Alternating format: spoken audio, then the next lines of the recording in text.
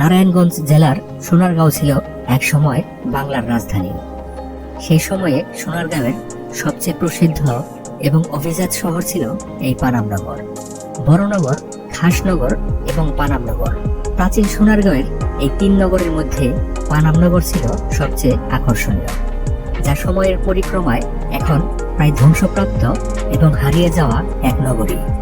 আজকে আমরা ঘুরে দেখব হারিয়ে যাওয়া সেই পানামনগর। সেই সাথে জানাবো এই নগরের ইতিহাস, কিভাবে এখানে আসতে হবে এবং পানামনগর ঘুরে দেখতে আপনার কত টাকা খরচ হতে পারে। তো চলুন ভিডিওটি শুরু করা যাক।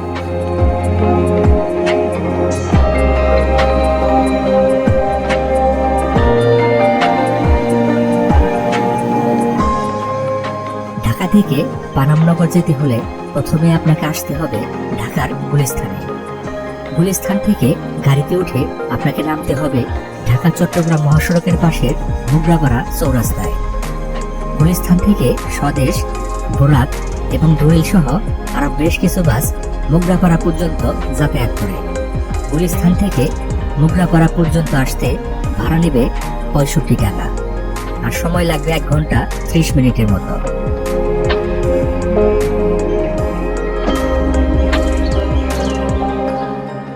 মোগরাপাড়া চৌরাস্তা আসার পর অনেক সিএনজি এবং অটোরিকশা দেখতে পাবেন।